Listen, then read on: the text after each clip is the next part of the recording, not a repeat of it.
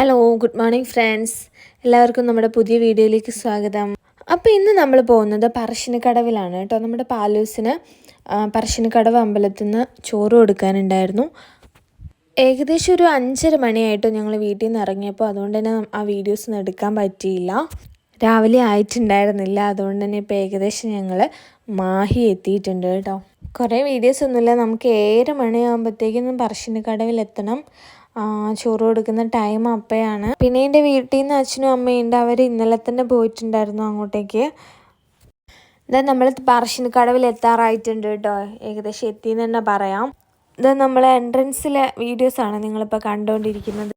നല്ല തിരക്കുണ്ടായിരുന്നു കേട്ടോ. അന്ന് സൺഡേ ആയതുകൊണ്ട് പിന്നെ വൃശ്ചിക മാസം ആയതുകൊണ്ട് നല്ല തിരക്കായിരുന്നു. ഇത് നമ്മൾ പെട്ടെന്ന് തന്നെ നമ്മുടെ പാലൂസിന് ചോറ് കൊടുക്കാൻ പോയിട്ടുണ്ട്. അച്ഛനും അമ്മയും ഇവിടെ ഉള്ളത് കൊണ്ട് ടോക്കണൊക്കെ എടുത്ത് വെച്ചിട്ടുണ്ടായിരുന്നു. അതുകൊണ്ട് പെട്ടെന്ന് ചോറൂണൊക്കെ കഴിഞ്ഞു. പിന്നെ ഇത് നടയിലേക്ക് കയറാൻ നോക്കുകയാണ്. നമ്മളെ പാലൂസിനെ വെള്ളത്തിലേക്ക് ഇറക്കി പിന്നെ ഇത് നടയിലേക്ക് കയറാൻ പോവാണ്. നല്ല തിരക്കാണ് കേട്ടോ.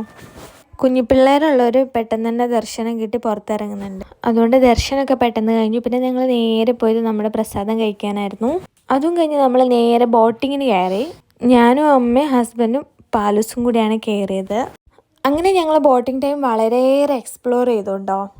അങ്ങനെ ഞങ്ങൾ രണ്ടുപേരും തന്നെ ബോട്ടിങ്ങിൻ്റെ ഡ്രൈവിംഗ് സീറ്റിലൊക്കെ കയറിയിരുന്ന് ബോട്ടൊന്ന് ചെറുതായിട്ട് ഓടിച്ചൊക്കെ നോക്കിയിട്ടാണ്.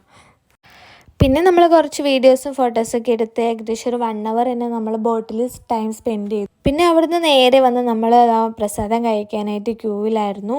ഫുൾ ആളാണ് കേട്ടോ. നല്ല തിരക്കുണ്ടായിരുന്നു. അതുകൊണ്ട് കുറേ ടൈം അവിടെ സ്പെൻഡ് ചെയ്തു. പിന്നെ അവിടുന്ന് കുറേ ടോയ്സൊക്കെ മേടിച്ച് നമ്മളിതാ തിരിച്ച് പോരാൻ നോക്കുകയാണ്. ഏകദേശം ഒരു 2:30-3 മണിയായപ്പോൾ ഞങ്ങൾ ഇറങ്ങി.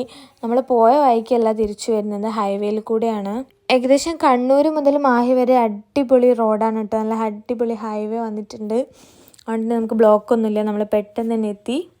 അപ്പോൾ ഇന്നത്തെ വീഡിയോ ഇത്രയേ ഉള്ളൂ. ഇഷ്ടപ്പെട്ടാൽ ലൈക്ക് ചെയ്യാനും ഷെയർ ചെയ്യാനും സബ്സ്ക്രൈബ് ചെയ്യാനും മറക്കല്ലേ. ടാറ്റ ബൈ.